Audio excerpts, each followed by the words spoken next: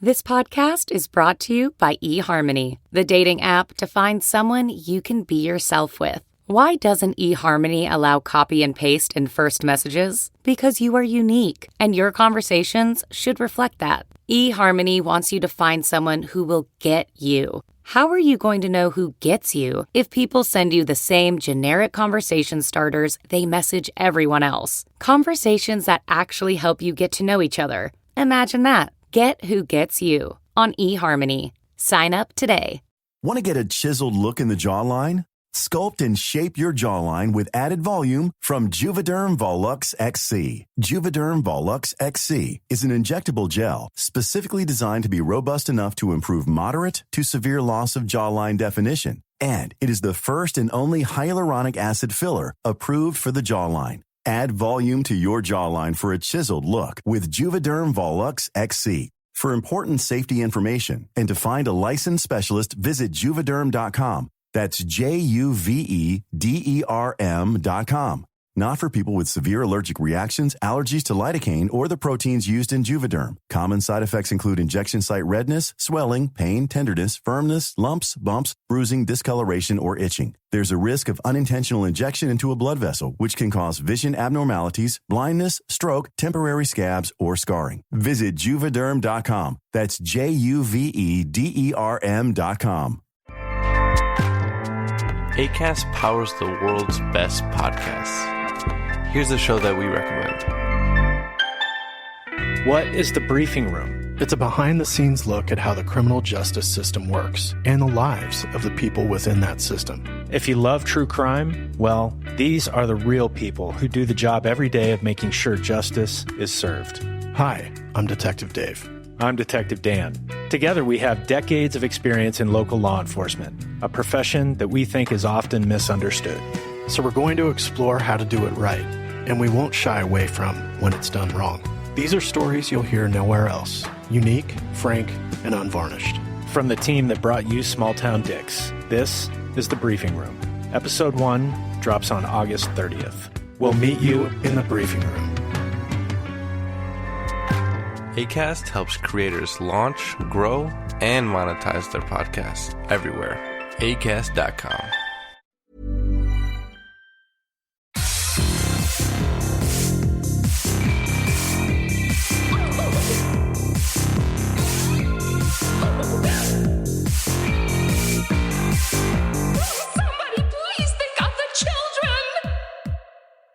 And welcome back to Little Cuts, our weekly mini-sode where we dig into the things that we've been watching recently. I'm Terry. And I'm Mary Beth. And this week, we're talking about an anime about a boy with no skin. Goodness. A hybrid found footage movie. Horseshoe crabs. A darkly satirical serial killer mockumentary. And Laotian folk horror. Heck yeah, we are. So I just, when I saw you write this down, I was like immediately, huh? And I gotta know, anime about a boy with no skin, how does that work and what is this? Okay, so this is an anime called Dororo. It is from 2019, but it is based on a manga written by the creator of Astro Boy in the 60s, I believe. But basically... Astro Boy. I think I know who that is. I think I know what that is. Yeah, Astro Boy. Okay. Yeah, so the guy who made Astro Boy made Dororo. This young boy meets a teenager named Hayakimaru. And Hayakimaru has no arms, no legs, no nose, no ears, no eyes, no skin, and no spine. Oh. This whole story takes place in the Sengoku period of Japan, which is an era of Japan that was almost completely defined by constant war. Okay. This was from 1467 to 1615. It is constant civil war between lords and their samurai fighting over land and who's going to have the most land, and villagers are killed constantly. There's famine. It's a miserable time to be alive. Sounds amazing. And this takes place right smack dab in the middle of that shit where a samurai lord, basically sells his unborn son to the demons so he'll have a prosperous land. And when his son is born, they take everything from him and they show it, and you see a little baby that's just a meat sack. And somehow the meat sack survives. It is sent down the river and being like, there's no more sun. And then someone finds it and is like, oh, this is fucked. And the guy who happens to find him is like he's like an inventor, and he basically makes this kid a whole exoskeleton and teaches him how to fight demons. I realize that that podcasting is an audio medium, but listeners, the look of shock on my face right now as Mary Beth is explaining this, I don't know what to say. And when did this come out? 2019. Okay. 2019 is when the anime came out. It's playing on Amazon on Prime Video. Okay. Every episode is like so sad because it's like it is. But have you ever watched like you're not? Did you ever watch Full Metal Alchemist? No. Mm-mm. Okay. Basically, every episode is both really cool fight sequences where this guy who can pull off his fake hands and he has swords for arms. That sounds amazing. Fights demons, and then also they find out about the horrors that humanity is capable of with women being sex workers to help save their children and women getting murdered and villages getting burned down and kids dying. So I've been watching that, which probably explains a lot about where the noggin has been. Yeah. Yeah. So yeah. Wow. And the best part about this was that Steve was watching it, and I came out of the bathroom, and I was high as a kite. And I was like, what are you watching? He's like, I'm watching an anime called Dororo. I was like, oh, let's watch it. I'll watch it with you. It was like the third episode. Immediately, he was like, so this is what it's about. And then the baby, like, with no skin showed up, and I was like, I am going to have a panic attack. So, of course, I'm now 20 episodes into it. How long is it? 30, it's like... Is it done? 30-minute episodes. Yeah. It's only, I think... No, I'm 15 episodes into, I think, 26 episodes. Okay. I'm going to have to ask. I don't really watch a whole lot of anime. I'll watch it on occasion, but two of my friends that I play Smite with and video games with that have been, really good friends of mine for, 2 decades now. They love anime. And when you said Dororo, I was like, that sounds Dororo, really familiar. So I got to ask them if they've watched that, because that's wild. That's wild. Mm-hmm. It's really good. But it's really sad. Yeah. Like, I watched an episode eating dinner with Steve before I came back here, and I was like, all right, I gotta go lay down for a second.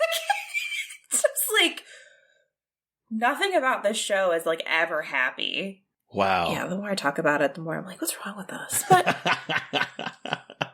here we are. But I want to hear about horseshoe crabs, which is, like, very different from what we were just talking about. I mean, this is, like, the other, like, end of the entire spectrum. So... Panic Fest is going on. I've been watching nothing but Panic Fest movies. And I think probably for this episode and probably next episode, at the very least, I'll be talking about more Panic Film Festival movies. Because that's all I'm consuming right now. Yeah. And I'm so far behind. But also I've seen some really good stuff and some not so great stuff. But so this one is Crabs with an exclamation point. And it is about this, like, sleepy coastal town, and it opens up with a giant explosion at a nuclear reactor in, like, the cheesiest effects ever. And then it cuts to a couple fucking on the beach, and them both getting devoured by mutated horseshoe crabs, which are these little cutie little like, the horseshoe crabs are really cute, I think.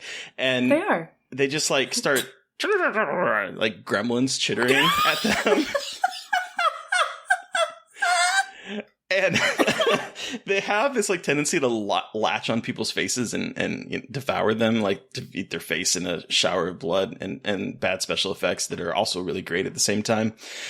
It cuts to this teenager who's in a wheelchair. His name is Philip, and his best female friend / maybe wants to be girlfriend, Maddie, and they have, like, instant chemistry, and it's really adorable. And he's trying to build an exoskeleton that'll help him walk. And he got this like power supply that looks like it should be from an anime that was shipped overseas and like glows blue and shoots a laser out when he tilts it the wrong way. And so like it's about him trying to do that. It's going to be prom night. Also, his brother is the deputy in this small sleepy town, and their parents passed away and they have to like sell the farm that they lived on. So there's like that kind of stuff going on. And then there's a little bit of things happening in the town, and it follows these characters on prom night when mutant crabs attack. And it kind of combines a little bit of like Gremlins meets Night of the Creeps meets like, I don't know, a lot of like 80s sort of creature feature stuff. The effects are range from being really bad but fun, and also some really good practical effects. And there is a kaiju, so there's like a lot going on in this, and okay, it was a lot of Wow. fun. I know it's gotten mixed reaction, but it was, I'll tell you, after the week I had last week and I sat down on Saturday to watch it, I was like, this is exactly the kind of movie I needed. Just silliness, great practical effects, and I love me a creature feature.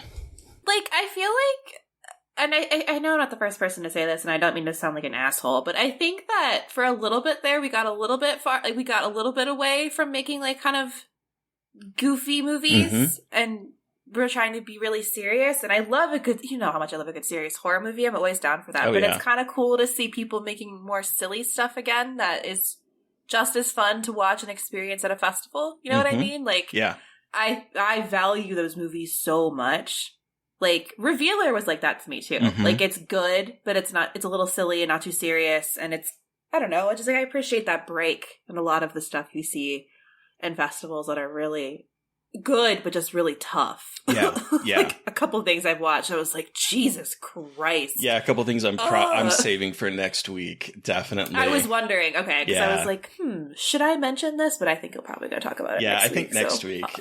Okay. Yeah, because Cool. I need to still think about that movie, because that, Yeah. But yeah, it's fun. It's silly, stupid fun. I'm not a huge fan of like the sci-fi asylum, movies, and excuse me, I feel like some people will probably compare this to that, but I think this movie is a lot more earnest and a lot more charming. And while the effects, some of the like CGI effects probably are about as bad as they would be in like an asylum film, there's like a level of heart and art in this that I think elevates this past that kind of schlock you would see. No offense to people that love that stuff, because I know people do. It's not my bag. I don't like movies Sharknado, bro. I don't like movies that are like, we're going to try to make the worst movie ever. Ha ha ha ha. Because then people will talk about it. No, I need more authenticity. And this movie has more heart and earnestness than any of those movies ever. So that's just my opinion on that. But I'm excited to watch it. That's like one of the last ones that I've been like assigning myself to watch. So it's fun. I need to do it. Cool. It's dumb fun. I think continuing on with this Panic Fest train, what is this hybrid found footage film? Okay, so this is a movie that I also saw as part of Grimfest Easter, where I was a judge, or I was on the jury to pick like some of the best of the year of the fest, and this was also on there. And it's at Panic Fest, right? It is a Panic Fest. That's why. So it's like a little cheating, yeah. But it's also I'm watching it again as part of Panic Fest. But this is Ego. This is directed by Alfonso Cortez Cabanillas. He is a Spanish, like from Spain, director, and it takes place during COVID, where Paloma, a 19-year-old girl, is kind of going stir crazy and dealing with a lot of issues with her isolation. And so she goes on to a gay dating website and meets somebody, and then she finds out that this person that she is talking to is trying to take over her life. Oh. And so she's like a digital doppelganger. Ooh. And a little bit of Cam. Yeah, there's the Cam and the Dead going on here, but it's mostly shot like it's shot like a narrative. It's mostly narratively shot. I call it hybrid found footage because a lot of it relies on these text interfaces coming up next to her head. Mm-hmm. So it's like stretching the bounds of what hybrid is, but I like that a lot. Like, it's playing with how to combine narrative, like more straightforward narrative filmmaking, with digital interfaces in a much more like not just like every once in a while, but like integral to the movie and understanding who she's talking to. And like you see her on FaceTime a lot. And it's got one of the scariest moments of the year so far. Ooh. And it's all told through a chat box. Oh. So it's not like your typical kind of scare. And I am obsessed. And the lead actress who plays Paloma, the depressed 19-year-old, her name is Maria Pedraza, and she is so fucking good in this movie. Oh my god. So I really loved it. It's creepy and it's good. I really want to see this one. So That sounds really good. 10 out of 10. We awarded it, I think, Best Scare and Best Actor at Grimfest Easter. It was like one of our favorites from the festival. And so I was really excited when I saw it at Panic Fest. So I was like, oh, this is a movie that people are going to want to see. Like, it's fucking creepy. Yeah, and I love that we're getting some movies that have been like combining like traditional filmmaking techniques and cinematography along with like found footage things. I think there's some interesting interplay you could do with that. Oh, 100%. Especially with these like COVID movies and things like that. So highly recommend if you're still able to watch some stuff from Panic Fest, check out Ego. I recommend big time. And then keeping it going, darkly satirical serial killer mockumentary. I think you might have seen this one too. I'm not sure. I think, okay. I have.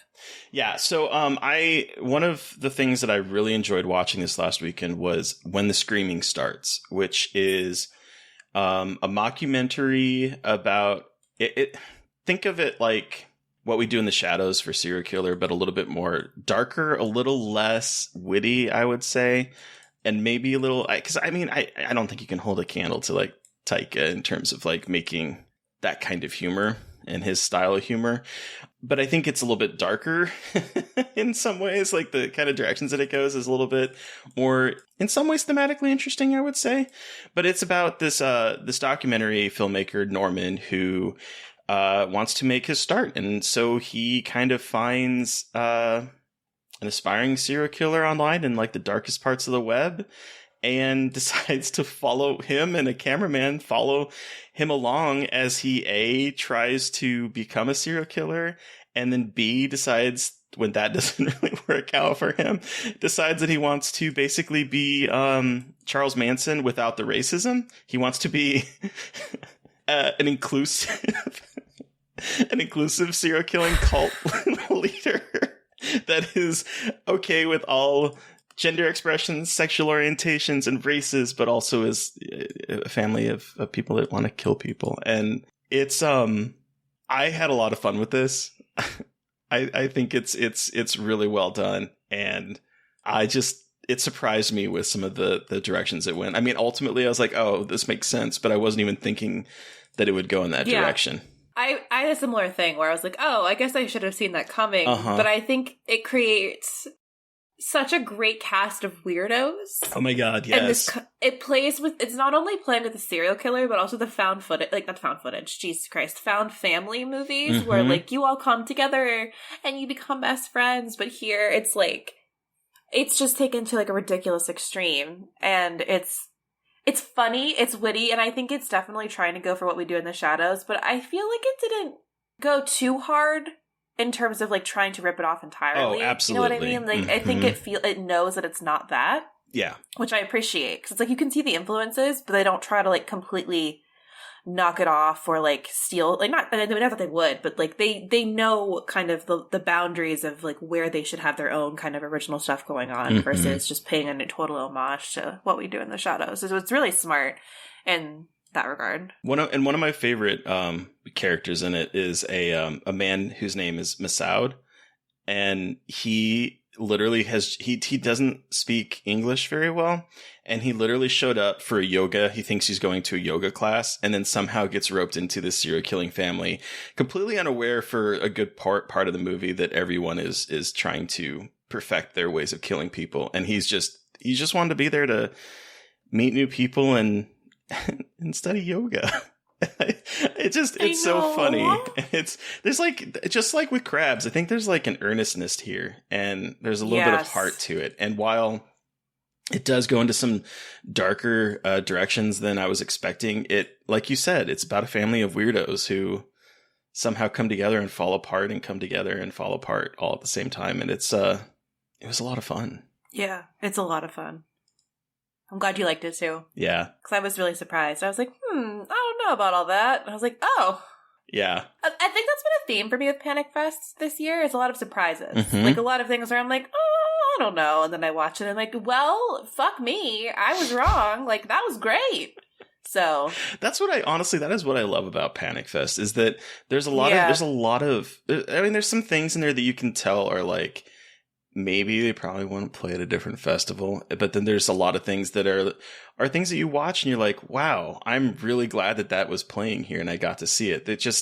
I love the wide variety of films that Panic Fest shows, from really truly indie films to some big things. And I love it. I love this festival. And everyone who saw The Outwaters, because we talked about it, thank you. Yeah. Love that. So many people have said that they've watched it because of us, and I'm like, yes. Yes. Influencer? No. But still, I'm like, yes. Yes. Go watch that movie. Support great, nice, wonderful queer people. That's what I want to say about that. Yes. Yeah. Okay, so transitioning even further, let's talk about this Gosh, I keep doing that whenever we talk about folk horror. You have gotten in my brain, Mary Beth, and it's like,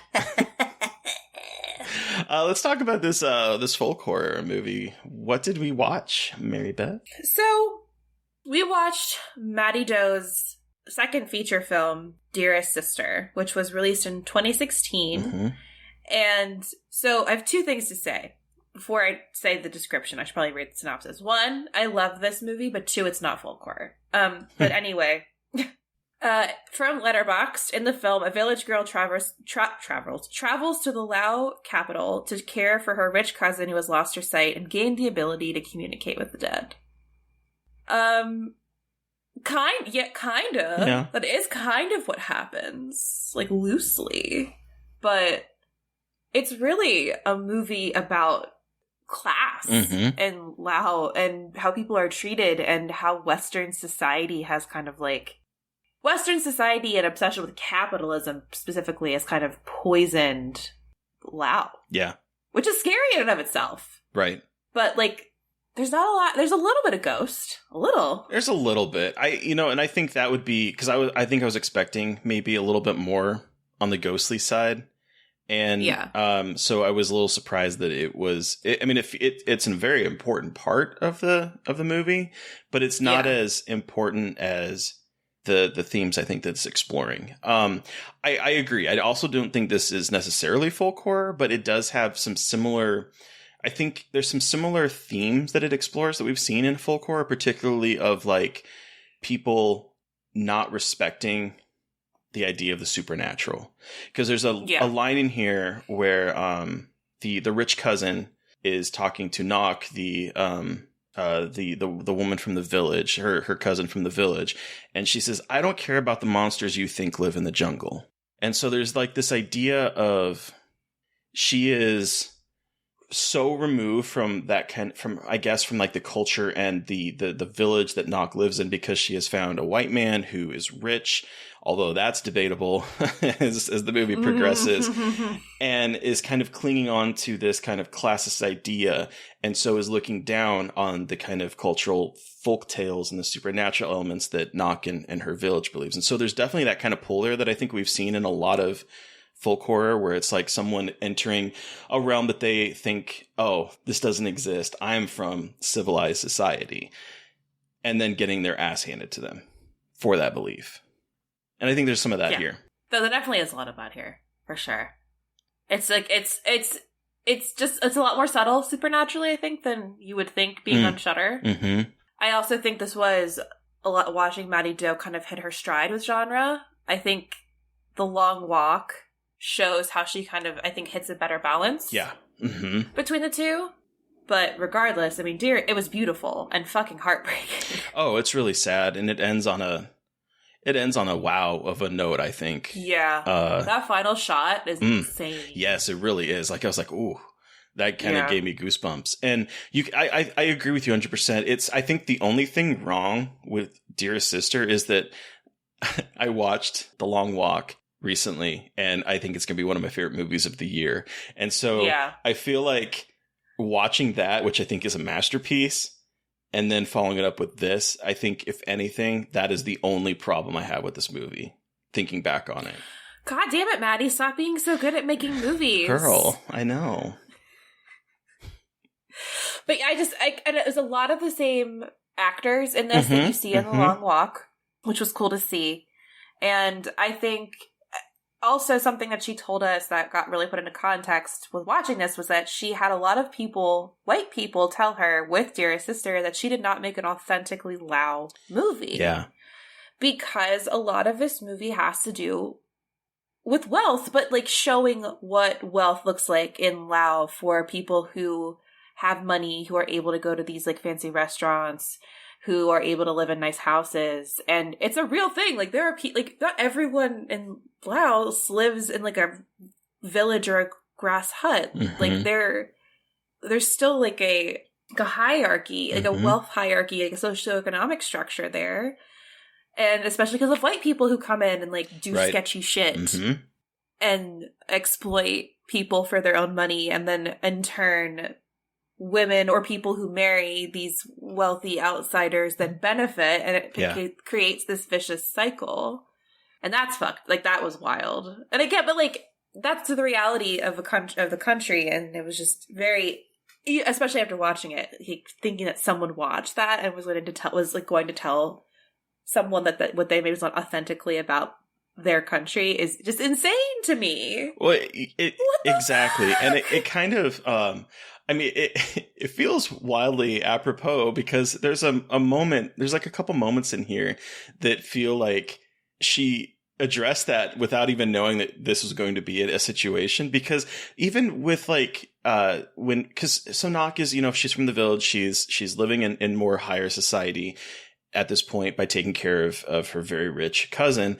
And when she goes out with her cousin's friends, they're looking down on her. And when she goes to places, they're like, we don't sell counterfeits here, because she doesn't look like the kind of person that would be in these stores from their perspective. And they tell her, don't stand on the toilet when you go to use the restroom. This isn't that kind of establishment. Like it's addressing that there are like two different kind of worlds living here, at least two different kind of worlds living in Laos. That I think is like kind of a big fuck you to, there is that, but then there's also this other high society that is, again, here because of white people coming in and doing shitty shit. Well, and like, God, when Knock gets the latte, she's like, there's a cat in my cup. How the fuck did they do that? Because it's latte art, because like only bougie people have latte art. I've never seen latte art. It's so cute. Never seen it. It's just, it's cute.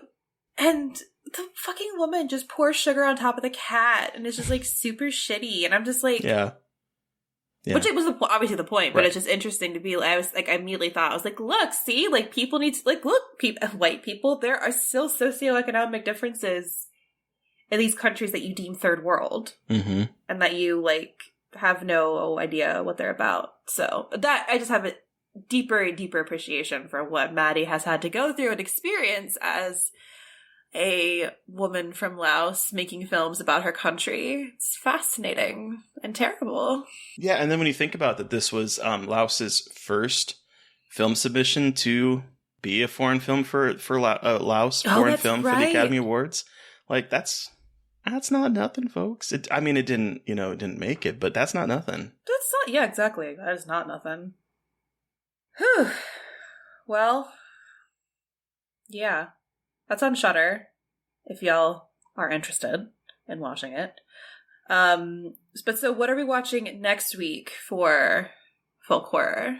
So we are going to watch Edge of the Knife, which I think is didn't you say it was a First Nation? Yeah, it was a First Nations movie from a tribe, the Haida tribe in northern Canada. Yeah.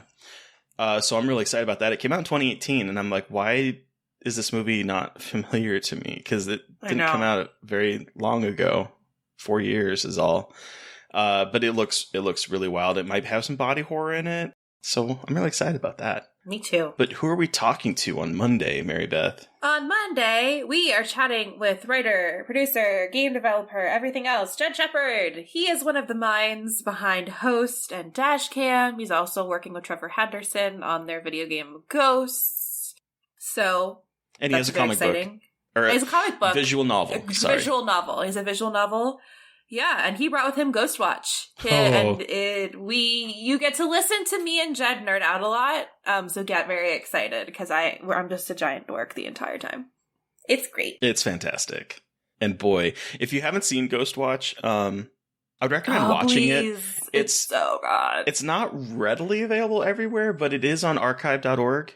I think it's the only place I found it streaming or even remotely available here. So, I would recommend watching it. It is really good. Someone do a 4K restoration and have me write one of the essays. Yeah, why don't we have that? Please. Putting it out in the world. Manifesting. Yeah. So listeners, you've heard from us. We want to hear from you. Did you watch a film that we watched this week and have thoughts? Do you have suggestions for things we should be covering? Let us know by sending us an email at scarredforlifepodcast@gmail.com, or you can reach out to us directly on Twitter. I am at MB McAndrews. And I'm at Gaily Dreadful. And of course, don't forget to follow the podcast on Twitter at Scarred Podcast. And please don't forget to review, rate, and subscribe. Thank you to Eric Carr for our artwork. Thank you to Sean Keller for our music. Thank you everyone for listening. Please stay safe out there. Most importantly, stay creepy. You did finger guns, and I just can't. And until next time. Oh, won't somebody please think of the children?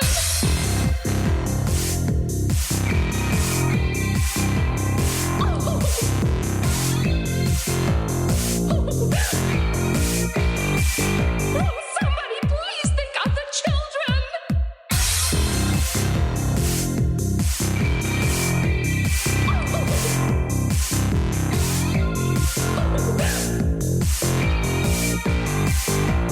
Somebody please think of the children!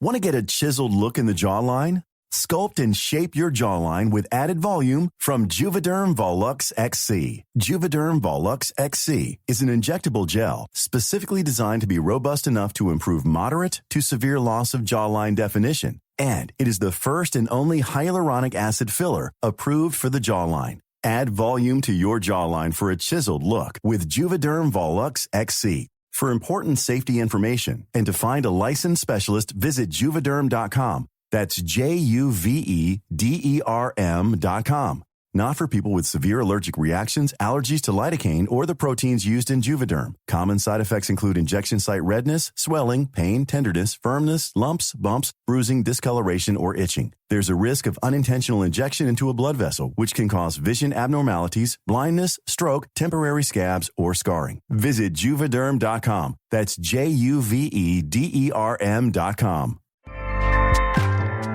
Acast powers the world's best podcasts. Here's a show that we recommend. What is The Briefing Room? It's a behind-the-scenes look at how the criminal justice system works and the lives of the people within that system. If you love true crime, well, these are the real people who do the job every day of making sure justice is served. Hi, I'm Detective Dave. I'm Detective Dan. Together we have decades of experience in local law enforcement, a profession that we think is often misunderstood. So we're going to explore how to do it right, and we won't shy away from when it's done wrong. These are stories you'll hear nowhere else. Unique, frank, and unvarnished. From the team that brought you Small Town Dicks, this is The Briefing Room. Episode 1 drops on August 30th. We'll meet you in the briefing room. Acast helps creators launch, grow, and monetize their podcasts everywhere. Acast.com.